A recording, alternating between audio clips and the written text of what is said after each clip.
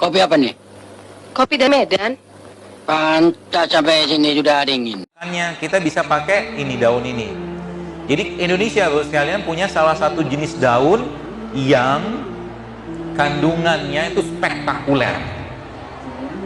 Vitamin C-nya 7 kali lebih banyak dari jeruk. Vitamin A-nya 4 kali lebih banyak dari wortel. Kaliumnya atau potasiumnya 3 kali lebih banyak daripada pisang. Kalsiumnya 4 kali lebih banyak daripada susu sapi yang spres. Zat besinya 3 kali lebih banyak daripada bayam. Vitamin E-nya 3 kali lebih banyak daripada almond. Mengandung 46 macam antioksidan, 20 jenis macam asam amino atau protein, serta tinggi kandungan klorofil. Dia pendongkrak sistem imun dan dia musuhnya kanker.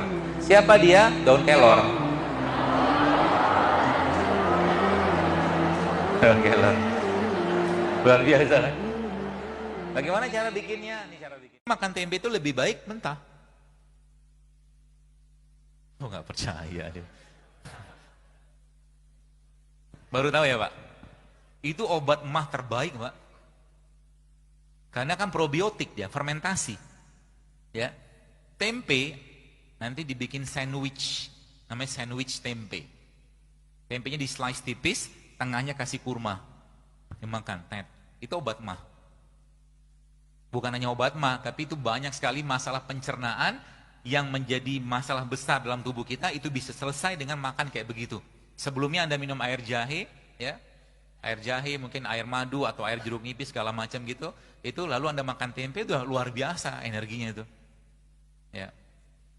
Jadi nanti dicobain aja. Jadi kalau kita tidur pagi, itu bukan hanya meningkatkan risiko sakit diabetes, tapi penyakit-penyakit yang lain. Dan satu hal, Rasulullah mengatakan, jika kita tidur setelah sholat subuh akan meningkatkan risiko pikun, Pak. Pikun loh Bu, ya Pak, gampang pikun. Lah kalau kita sholat subuh menjelang maghrib setelah asar, apa yang terjadi? Islam melarang, kita dilarang oleh Nabi kita tidur menjelang maghrib, betul? Bukan karena nanti ketindihan setan, bukan ya. Secara medis diketahui bahwa orang yang kebiasaan tidur antara asar sampai maghrib itu akan menurunnya daya tahan tubuh. Jadi gampang sakit infeksi Pak kalau Bapak tidur menjelang maghrib. Kalau sekali lagi setelah sholat subuh gampang pikun, aliran darah ke otak itu tersumbat. Ya, jadi guru saya itu cerita, dan dia bukan sembarang guru, dia peneliti. Dia punya 11 penelitian yang semuanya jurnal terindeks Scopus level Q1. Itu nggak main-main. Apa coba yang diteliti? Yang diteliti coba, apa tuh namanya? Kelapa muda. Kelapa muda itu dahsyatnya luar biasa. Dan dia bahan baku badan kita untuk apa? Untuk memperbaiki gen. Kelapa muda yang mana yang terbagus? Jadi kelapa muda sekalian, isi kelapa muda itu apa? Subhanallah, isinya asam amino semua. Yang tertinggi, dia isotonik, isokinetik. Dan yang paling baik kelapa muda itu adalah kelapa muda yang, bukan hijau Bu, yang masih ingusan. Jadi kelapa muda yang ingusan. Nah, saya ajarin resepnya nih ya. Kolesterol, darah tinggi, minum aja kelapa muda tuh tiap hari, minimal 1. Mau hijau kek, mau kelapa biasa, pokoknya kelapa muda yang ingusan. Itu kata kuncinya, biar gampang dicerna. Saya kasih tahu clue-cluenya supaya Bapak Ibu bisa lebih baik badannya. Ya, karena sayang Bu, kalau seandainya Anda tidak manfaatkan. Kemarin saya bertemu waktu ke Batam kemarin, ketemu dengan seorang ibu-ibu yang dia sudah hampir 10 tahun, Masya Allah ya. 10 tahun kena autoimun. Subhanallah, kuasa Allah. Dia baca tulisan-tulisan saya dan dia mulai praktek apa-apa di sana itu.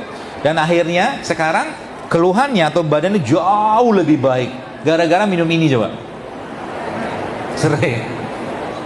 Hanya bermodal. Bagi Anda mungkin bapak-bapak di sini yang apa namanya kakinya cenut atau sakit ya. Ini juga bisa jadi minuman sehat Anda di rumah. Cara bikinnya gimana? Tinggal dipotong-potong, kasih air panas, selesai. Sesimpel itu coba, ya. Dia bisa menguatkan tulang kita, dia bisa menguatkan apa namanya, macam-macam lah jantung kita dengan ini. Apa penyebab asam lambung yang sering bikin sesak napas dan apa obatnya? Asam lambung ya karena ketakseimbangan enzim di perutnya.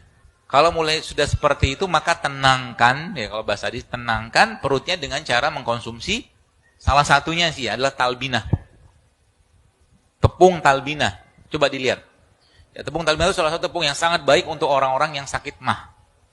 Dimakan itu nanti boleh tambahkan dengan jahe, ya, tambahkan jahe, tambahkan kurma, tambahkan madu. Itu insya Allah akan sangat baik untuk orang-orang sakit mah. Ini ketumbar, tapi ini ketumbar yang tidak bagus. Kenapa saya tahu? Karena putih. Ketumbar itu aslinya coklat. Ya, saya diajarin sama tukang bumbu. Dia bilang, Pak, nanti kalau Anda beli ketumbar, carilah ketumbar yang warnanya masih coklat. Karena kalau udah begini, biasanya diputih nama mereka. Ya, ya apa ini? Wah, Anda pernah baca di IG saya, subhanallah. Jadi beliau-beliau inilah yang nanti akan merepair gen kita. Ya. Apa yang terjadi? Dia kan bahan bakunya di sini. Ada asam aminonya, ada proteinnya, ada vitamin, trace elemen, semua ada di sini. Masya Allah. Ya. Ada ibu-ibu cerita, Dok, subhanallah, suami saya setelah minum ketumbar, ubannya hilang, hitam lagi. Iya. Kalau memang belum waktunya dia aging atau penuaan dan kita kasih bahan baku yang tepat, maka dia akan reverse. Tenang aja. Itu kata kunci. Saya mau tanya, obat untuk gagal ginjal apa ya? Biar tidak perlu cuci darah terus. Terima kasih. Catat nih, yang nanya ini. Akar alang-alang, meniran, kumis kucing, daun sukun, jahe sama seledri. Ya itu. Buat cuci darah kan gagal ginjal tadi. Akar alang-alang, meniran, kumis kucing, daun sukun, sama jahe dan seledri. Dibikin kayak teh aja, dicampurin gitu kan. Oke. Dalam jumlah yang tidak usah banyak-banyak juga. Pak Lasimin, saya mau tanya, zaman Pak Harto dan zaman Pak Jokowi enak mana Pak? Oh enak Pak Harto Mas. Sebabnya kenapa Pak? Sebab karena dulu istri saya masih cantik termuda. Tarik semongko.